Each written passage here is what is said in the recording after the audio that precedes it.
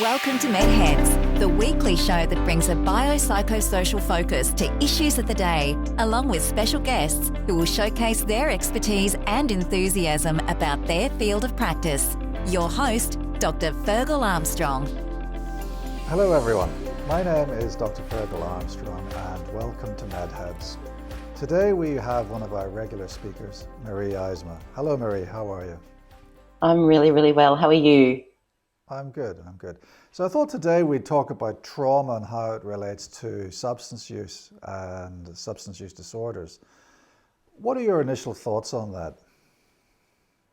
Well, certainly from my clinical experience, trauma has such it's often a driving force for the clients, certainly that I've used in trying to manage trauma symptoms. So substance abuse has been such a big factor in people trying to at least not either remember what they've experienced or try to turn the volume down on what they've experienced. And I've certainly seen if they haven't had trauma to begin with, as far as them getting into substance use, my experience has been certainly that they've had exposure, certainly through their drug and alcohol journey. So there's really a bi-directional relationship, isn't there? Because trauma causes substance use and substance use causes trauma. It's certainly been my experience, yes, for sure. Yeah. So why do people who are traumatized use substances? So I know for a lot of my clients, the escapism, the capacity to be numbed, the capacity to not have to think, to not have to remember, to not have to sort of, I guess, inhabit their bodies. It's, I guess, the ultimate form of escaping and numbing. Even if the sensations of the drug use might not be going on, the preoccupation around obtaining, scoring, keeping up to speed with who's, been done by the police, who's, which dealer's gone out of business or something like that. That's often a pretty full-time activity to sort of stay on top of. So I think there's a number of reasons why substance abuse and trauma and how it all sort of all entwines certainly from what I've seen in my work. And do you think there's an underlying vulnerability? Because not everyone who is traumatized uses substances. Not No, that's everyone true. who is traumatized has or suffers from the ongoing psychological ill effects from trauma. So for instance, if we're looking at PTSD, not everyone who experiences a major traumatic event, a life-threatening event, actually will develop PTSD. And not That's everyone correct. who develops PTSD will then go on to use substances to take away the pain or to take away that suffering. Mm. Why is that, do you think? Look, I think it's a lot to do with the internal resources people have got when, maybe at the age and stage that a trauma happens. I know for a lot of clients, the connection they've got with family, the capacity for family to respond and know how to, like, I know I worked in the sector of sexual trauma for a number of years, and families that would actually go and seek out support were often the ones that were sort of indicating to family members or to the survivor or victim that, this is okay and we can talk about this. But for some other people, and this is just from my observation, if they've come to find out that a child or an adolescent has been harmed in some way, it sometimes stirs up their own trauma reactions, and that can be too difficult for the parent to actually have to deal with. So they may come up with comments like, well, I survived it, I'm okay, you should be able to too. So, it's so multi-layered, and it's really quite complex. So what you're saying is that the response to trauma is determined by childhood experiences, and in particular, childhood trauma. And that in itself is, or how people recover from that, is determined in some way by the positivity of the level of engagement of their caregivers. So I know we're going down a little bit of an alley here, but I've got to ask you this question. Why is it, and I think you've alluded to it, but let's talk a little bit more. Why do some parents or caregivers acknowledge childhood trauma, whereas others bury it, ignore it. I've got patients who have got significant trauma, significant psychological comorbidity, and significant Yeah. substance use, who Yeah. were sexually abused by their uncles, whose mothers Mm. said it didn't happen. Yes. Why does that happen? Why is there a frank denial of abuse? My experience has been where trauma has been denied, or where a parent has actually. So there's a couple of things that I'm just going through my clinical experience. First of all, because if a person has experienced trauma themselves, then there can be the cloak of denial is so all encompassing that they will flat out deny it. So if somebody does make reference that their brother sexually assaulted their child, the parent may go, no, I can't sit with that, because it's if they've got a trauma history themselves, it means they have to then confront what's happened to them. And I've seen it Right. time and time and time again, where it's like, it didn't happen. So if I don't acknowledge that it happened in you, then I don't have to sit with it, with the fact that it happened to me. Or they just don't Right. know how to. They can't reconcile that. The other thing I've seen happen when it comes to, especially in the area of sexual assault, is where, ironically, the victim survivor will think that it's happened to them, therefore they're somehow keeping other potential victims, survivors, safe by making sure, well, okay, if it's happening to me, then the perpetrator isn't going to be able to be harming anyone else, which is really noble in its appearance, but the chances are that the offenders will be doing it to other people.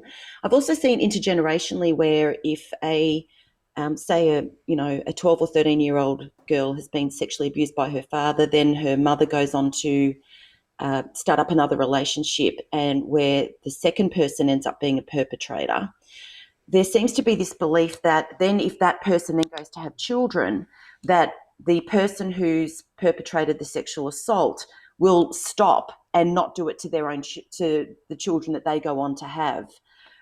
It's this unbelievable thing that happens, where they just think, oh well, it happened to me, it's not going to happen to the next generation. Therefore, they just kind of dismiss any potential risk.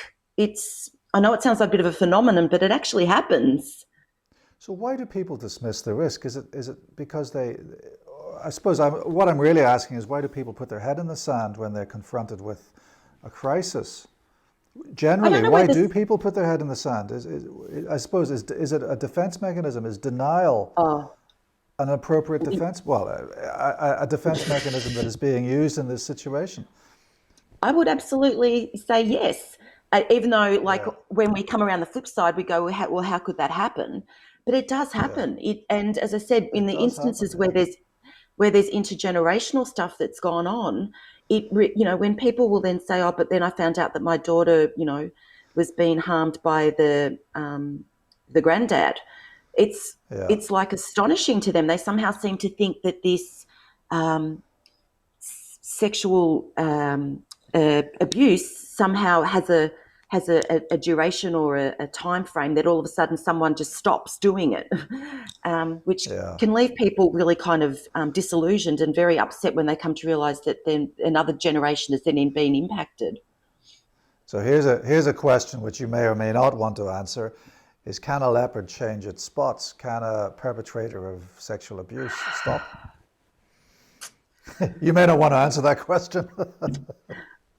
Look, I I have seen a few different experiences where I've had, say, 16-year-old perpetrators of sexual assault, share with me extreme remorse. I've seen them, almost be their own judge and juror, where they've turned around and declared and never got into relationships. They've lived very transient lifestyles. A lot of them, again, have actually used substances to try to manage the fact that they have committed such an awful offence to some person. I've seen I remember when I did my training, they were talking about sexual offenders, sort of, in the same, believe it or not, they were using the same sort of model of that, that maintenance, that relapse prevention stuff, and they were applying it Right. also to sexual So offenders, you're referring to the cycle of change by to the cycle of change. Yeah, Prochaska and De and Clementi, yeah? Clementi. Yes, that's Yeah. right. So And so within that cycle of change, there's always the potential for relapse. yes, So there's yes. always the potential for relapse back into perpetrating behavior. Yeah, and I guess there's a very significant aspect of vulnerability in that. But I do know that in a lot of the videos and that I've watched, where people who, especially a child sex offenders, where I've watched them interviewed, their cognitive distortions around their beliefs around what's happening to the fact that they can do that to children is like gobsmacking. Like it just leaves me Oh, going, tell us. oh, things like, this is how we show love to children. This is, that how they would actually go around grooming children, like how they would groom vulnerable children. Like it's really quite, it's not opportunistic sometimes. It's really quite well thought out. They will seek out the child that's perhaps got the family chaos, or the family, that's in a lot of destabilization, the child that's potentially quite quiet, who looks like they're not going to speak or talk or reveal what's going on. So it was. I remember watching it, feeling really, really quite unsettled at the how calculating and how well thought out the whole process actually is. And in all fairness, the ones that I've watched was the complete lack of remorse and lack of any awareness that what they're doing is harmful to children. Yeah. Lack of empathy, I think, is the predicator of antisocial personality disorder. Yeah, and there is no empathy. There is no, or as I said, their distortions are so unbelievably fixed, such as children want this. This is how we show love. They've got the rights. They've got the right to choose this when they haven't even got a fully developed adult brain. Like there's just a lot of serious gaps in their belief system that's Yeah. very unshakable. So tell me this, why do you've seen women go from one abusive relationship to another abusive relationship to another Mm-hmm. abusive relationship? Why does that happen? Is it just My, coincidence or is there some kind of self-sabotage going on?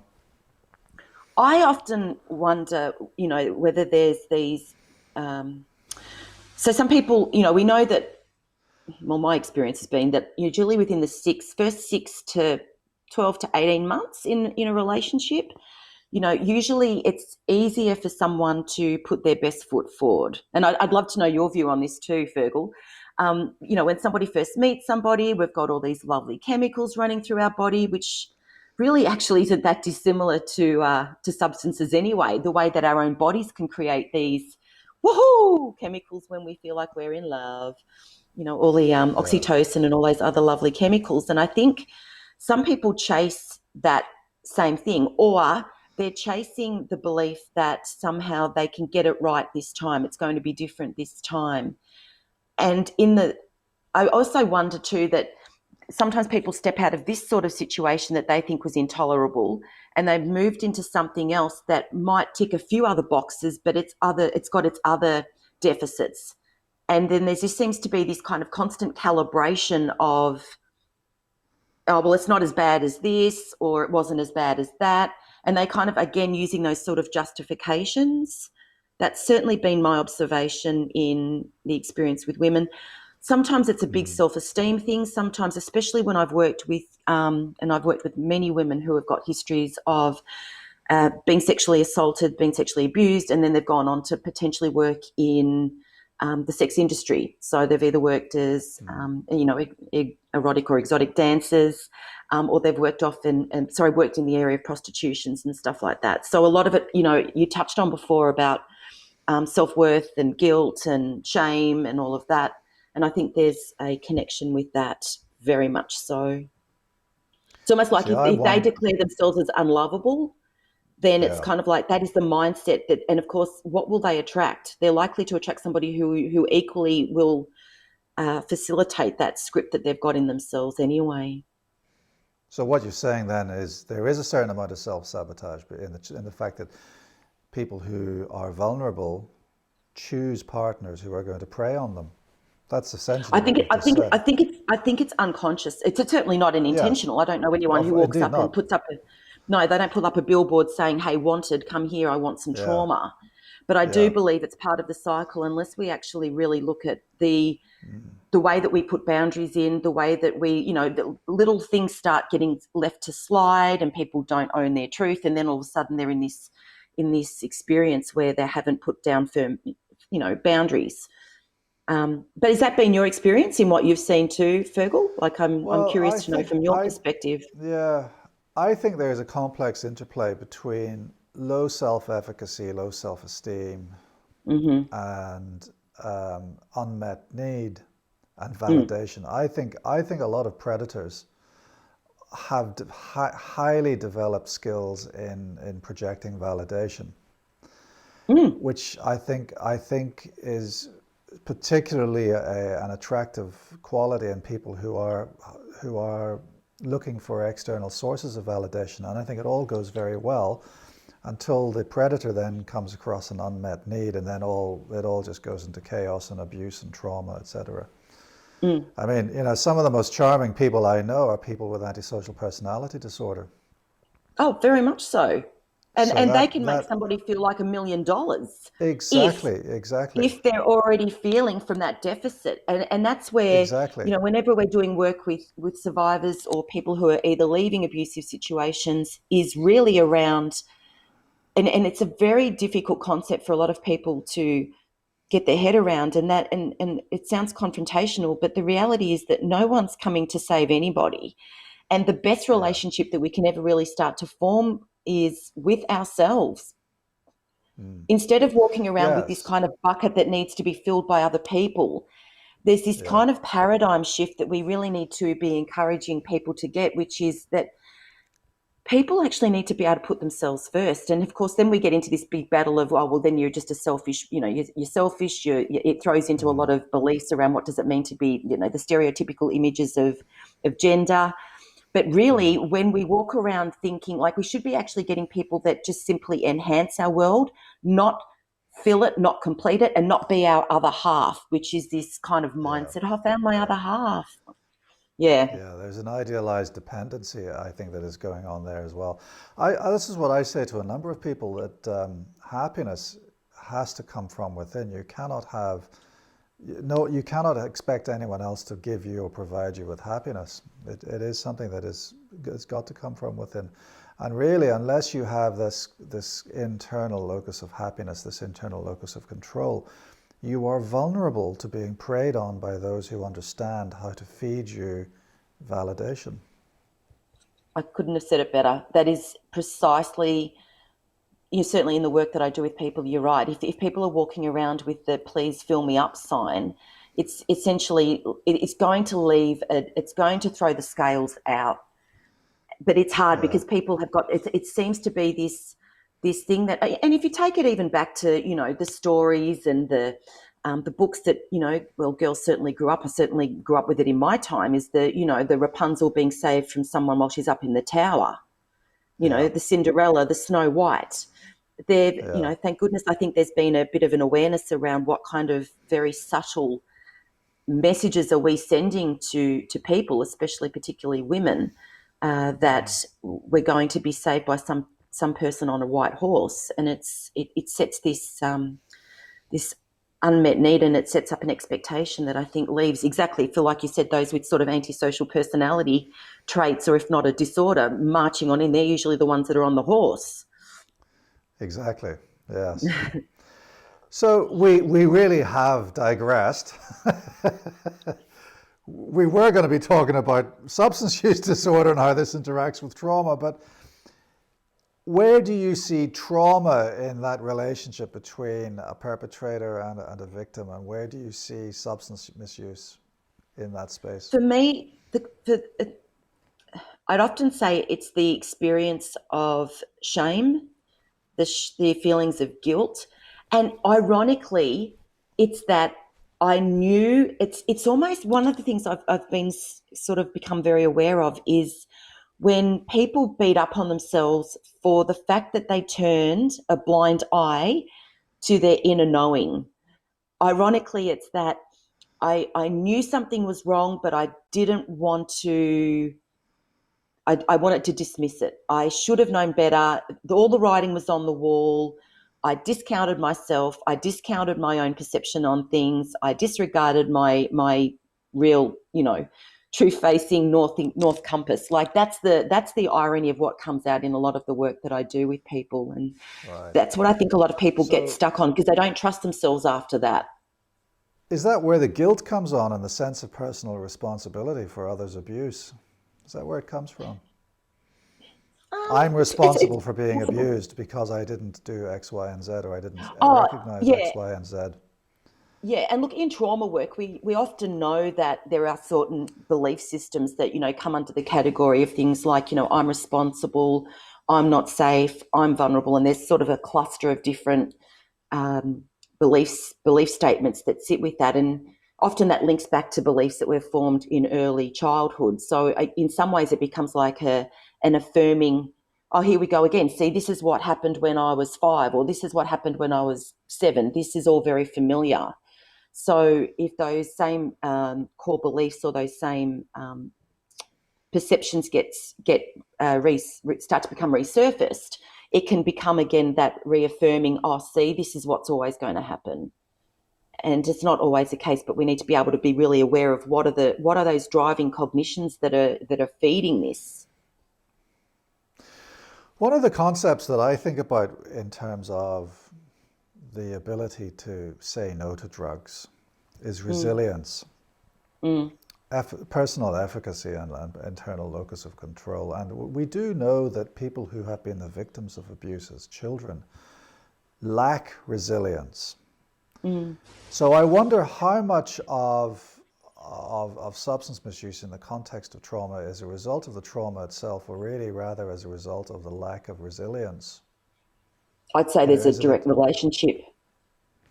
Between I what? don't think, Talk. but I think you're touching on something quite accurate. I think that like in my clinically with their experience of trauma, so the stuff around resilience and that sense of not either not feeling worthy, not feeling good in themselves, seeking that somehow their happiness is going to be attached to somebody else. I think that becomes part of the thing that goes in the pot. Then we get the trauma that's come from the relationships that have added to another mixture of that incorporating. The other thing I wanted to say also is that, through the journey of substance abuse, the trauma can also occur from even the loss of people who have been in the circle with people who have used substances. So people who have had to, through people who have died through misadventure, people who have taken their own lives, the trauma, even the trauma of, when someone hasn't paid back a drug debt, and then we've got more, again, we've got even more trauma. So it's this kind of sensory overload of so many different things. And if it's not personally experienced, it's vicariously experienced because of people that people know within the circle. Or if it's not that, it's where So, they've been potentially abused in custody, or where there's been trauma while they've been incarcerated. and I suppose this brings we've discussed so much about the multi layers of trauma, and I suppose this really highlights what I say to people. I don't say, why did you use the substance? I I don't, say, yeah, what neither do I. I say, what happened to you? Because I think almost I think there is I see substance misuse almost as a reactive symptom to trauma, as basically. That's right. And I know, keep going. I mean, I know that there are people potentially watching this that would suggest, well, actually, there's all of the neurobiology, there's the craving, there's the neuroadaptation. Yes, but I understand that. But on a psychosocial level, To go back to the very beginning of what we said, I see substance use as an escape from pain, the pain of trauma on many, many levels. And I think that the discussion that we've had so far has been a very valuable exercise in outlining the levels of trauma that you can get. Yeah. So So what happened to you? That's what I say. And when I did my training, one things I don't ask clients, and it's actually been literally drummed out of me, is to actually ask even the question why. It tends to do two things. If we say to somebody, "Why did you do this?" or "Why did you do that?" it tends to bring up either we justify why we've done it, which just entrenches it more. Even it sets up its own sort of precedence, or so we either justify it, or we go we become defensive about it, or we intellectualize it, Yes, yes. or we And intellectualize it's why we do what we do. why did you do that is almost why were you a naughty girl? Why were you a naughty boy? So it's a very It's power. It's a punitive, very kind of power relationship issue question. It hugely. can be punitive. There's no point in even asking that question. No, so I think the way that you ask, and it's exactly like what I do when I work with clients. It's very similar. The reality is we're dealing with people who, like you said, we can't take out the neurophysiological, we can't, take out the neurobiology, we can't rule all of that out, but nor are we operating in silos as humans. So it's Yeah. just, drug use is so multifactorial, so is trauma, and so is, mental health. Yes. I don't Yes. think yeah, it's So so the relationship interrelated. between the relationship between the needle, resilience, and the fist. Yes. Yeah, because I'm using that What's that triangular model? The victim, the perpetrator, and the rescuer. Yeah, And the rescuer, yeah, yeah. I like that Hartman triangular drama relationship. triangular. But Yeah, it's yeah. so So I true think, when we see it. yeah, yeah. So we've identified the problem. What's the cure? Well, whenever we take, I think I've touched on this before that, if so much of what's going on for us is running on some sort of unconscious level, and I mean, I hear various stats about this. I'd love to know what you what you see, but anywhere from 5 to 15% of what drives our behaviour is actually unconscious. Sorry, 5 to 15% is the conscious behaviour, and everything else is unconscious. But once we bring Yeah, whatever is unconscious to the conscious, we then can't climb under the disguise of, oh, I didn't know, or I didn't see it. So often, like when I track things, I tend to track things using like a bit of a genogram when I'm doing family work. But essentially, it's around even just pausing and stopping to, it's ironic. Sometimes I imagine that we can play our lives out on a DVD, and I'll actually, hit pause. I do this when I've got clients who have got like panic attacks or anxiety or something, and I'll ask them to imagine that they've got their full-on symptoms at their greatest, and then as if we can in a DVD rewind increment by increment and just notice what's happening until we get to the very beginning. And usually it's before anything else goes on that we'll start to go, what's happening there? And there's usually it's like a switch flicks with their cognitions, or a switch flicks with their belief. And if I can get them back to that, that's usually where there's a real opportunity for some like real self-awareness to go, oh my gosh, I never really realized. Because I think what happens is everything happens so quickly that we don't know how to get back to the beginning, because we're so busy in the thick of it, especially if we've got all the physiological symptoms taking over as well. It's very hard to be able to kind of roll it back and work out where does it all actually start. and where does it start usually? Usually in a traumatic childhood. Yeah, and it's this reenactment. So, I mean, the work that I do tends to be kind of deeper level work, where I do use a lot of, as I said, either EMDR or EFT, where we actually go back and Yeah, change things at the time where the decision was actually made. And, transactional analysis use that when they talk about redecision theory, like redecision therapy. So it's another, the more and more I do this work, the more and more I realize that there's often an interplay of the same work, just using different words and sort of different ways of actioning that to give people relief from the symptoms that they most want to get away from. Okay, so as usual, we've run out of time far too quickly. Can you give one message of hope to someone who has been traumatized and who is using drugs? One What we message of hope. know, what we know is the capacity of the brain. When we talk about neuroplasticity, the ability of the brain to change its, to change the way it operates as far as restructuring and its functioning. With the right help, there is, treatment is, the research is so compelling out there for EMDR, EFT, other sorts of even cognitive behavioral therapy. People do not have to suffer. Change is possible, and it can be for the better. Change is possible. Change is possible. Recovery is possible. Very much so. Maree, thank you so much for your time today. Thank you for having me. Thank you for watching. My name is Dr. Ferghal Armstrong. See you next time.